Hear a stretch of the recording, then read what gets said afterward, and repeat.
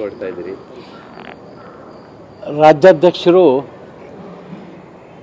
ಈ ಒಂದು ಭಿನ್ನಮತೀಯ ಪಕ್ಷದ ಮುಖಂಡರುಗಳ ವರ್ತನೆ ಭಾಳಷ್ಟು ಕಾರ್ಯಕರ್ತರಿಗೆ ನೋವನ್ನು ಉಂಟು ಮಾಡಿದೆ ಅಂತಕ್ಕಂಥದ್ದನ್ನು ಹೇಳಿದ್ದಾರೆ. ಅದರ ಜೊತೆ ರಾಷ್ಟ್ರೀಯ ನಾಯಕರಿಗೆ ಯಾವ ವಿಚಾರವನ್ನು ನಾನು ಮುಟ್ಟಿಸಬೇಕೋ ಅದನ್ನು ಮುಟ್ಟಿಸಿದ್ದೀನಿ ಅಂತಕ್ಕಂಥ ಮಾತನ್ನು ಕೂಡ ಹೇಳಿದರು. ಇದೇ ಸಂದರ್ಭದಲ್ಲಿ ಮಾಧ್ಯಮದವರು ಕೂಡ ಭಾಳಷ್ಟು ಕಾರ್ಯಕರ್ತರಿಗೆ ನೋವಾಗಿದೆ ಅಂತಕ್ಕಂಥ ವಿಚಾರವನ್ನು ಪದೇ ಪದೇ ಹೇಳ್ತಾ ಇರೋದ್ರಿಂದ ಇವತ್ತು ಬಹಳಷ್ಟು ಕಾರ್ಯಕರ್ತರಿಗೆ ನೋವನ್ನು ತಂದಂಥವ್ರು ಯಾರು?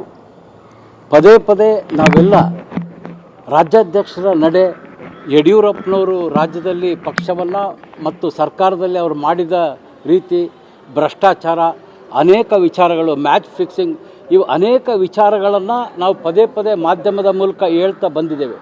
ಆದರೆ ಈಗ ಸರಿಯಾದಂಥ ಸಮಯ ಬಂದಿದೆ. ಇವತ್ತು ಯಾವುದೇ ಕಾರಣಕ್ಕೂ ಹೊಂದಾಣಿಕೆ ಮತ್ತು ಭ್ರಷ್ಟ ಆಡಳಿತವನ್ನು ಕೊಟ್ಟಂಥ ಬಿ ಎಸ್ ಯಡಿಯೂರಪ್ಪನವರಿರಲಿ, ವಿಜೇಂದ್ರವರಿರಲಿ, ಬಿ ಎಸ್ ಯಡಿಯೂರಪ್ಪನವರ ಆಡಳಿತ ಅವಧಿಯಲ್ಲಿ ಇಡೀ ರಾಜ್ಯಕ್ಕೆ ಗೊತ್ತಿದೆ ವಿಜೇಂದ್ರವರ ಮೂಲಕ ಅತಿ ಹೆಚ್ಚು ಭ್ರಷ್ಟಾಚಾರ ನಡೆದಿದ್ದು ಅಂತಕ್ಕಂಥದ್ದು. ಇವತ್ತು ಇದನ್ನೆಲ್ಲ ರಾಷ್ಟ್ರೀಯ ನಾಯಕರು ಕೂಡ ಎಲ್ಲರ ಗಮನದಲ್ಲಿದೆ. ಆದರೂ ಕೂಡ ಒಂದು ಅವಕಾಶವನ್ನು ಕೊಟ್ಟಿದ್ದೀವಿ, ನೋಡೋಣ ಅಂತೇಳಿ ಕಾಯ್ತಾ ಇದ್ದಾರೆ ವಿನ ಇವತ್ತು ರಾಷ್ಟ್ರೀಯ ನಾಯಕರು ಏನು ಭಿನ್ನಮತೀಯ ವಿರೋಧವಾಗಿಲ್ಲ. ಇವತ್ತು ನಾವೊಂದು ತೀರ್ಮಾನ ಮಾಡಿದ್ದೀವಿ. ಇವತ್ತು ವಿಜೇಂದ್ರ ಅವರು ಅಧ್ಯಕ್ಷ ಸ್ಥಾನದಿಂದ ಇಳಿಲೇಬೇಕು.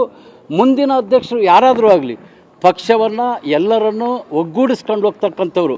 ಅದು ಇವತ್ತು ಲಿಂಬಾವಳಿಯವರು ಇರ್ಬೋದು, ಕುಮಾರ್ ಬಂಗಾರಪ್ಪ ಇರ್ಬೋದು, ಸುನೀಲ್ ಕುಮಾರ್ ಇರ್ಬೋದು, ಅದೇ ರೀತಿ ಯತ್ನಾಳ್ ಅವರು ಇರ್ಬೋದು. ಅಷ್ಟೇ ಯಾಕೆ ಇವತ್ತು ನಾವು ತಯಾರಿದ್ದೀವಿ. ಏನು ಇವತ್ತು ನ್ಯೂಟ್ರಲ್ ನಾಯಕತ್ವ ಅಂದರೆ ಎರಡೂ ಕಡೆ ಗುರುತಿಸ್ಕೊಂಡಿರ್ತಕ್ಕಂಥ ಬೇಕಾದ್ರೆ ಮುರುಗೇಶ್ ನಿರಾಣಿ ಅವರಾಗಲಿ, ಸೋಮಣ್ಣ ಆಗಲಿ, ಬೊಮ್ಮಾಯಿ ಅವರಾಗಲಿ, ಅಶೋಕ್ ಆಗಲಿ, ಯಾರೇ ಆಗಲಿ, ಆದರೆ ನಮಗೆ ವಿಜೇಂದ್ರ ಅವ್ರನ್ನ ಅಧ್ಯಕ್ಷರಾಗಿ ಮುಂದುವರಿಸೋದು ಬೇಡ. ಮತ್ತು ಕರ್ನಾಟಕದ ಭಾರತೀಯ ಜನತಾ ಪಕ್ಷಕ್ಕೆ ಕಪ್ಪು ಚುಕ್ಕೆ ಆಗ್ತಕ್ಕಂಥದ್ದು ಬೇಡ ಅಂತಕ್ಕಂಥ ಅಂತಿಮ ಹೋರಾಟಕ್ಕೆ ನಾವು ಬಂದಿದ್ದೇವೆ. ನಾವೆಲ್ಲ ದೆಹಲಿಯಲ್ಲಿ ನಾಳೆ ಸೇರ್ತಾ ಇದ್ದೇವೆ. ಯಾವುದೇ ಕಾರಣಕ್ಕೂ ವಿಜೇಂದ್ರ ಅವರು ಅಧ್ಯಕ್ಷ ಸ್ಥಾನ ಮುಂದುವರಿಬಾರ್ದು ಅಂತಕ್ಕಂಥದ್ದೇ ನಮ್ಮ ನಿಲುವು.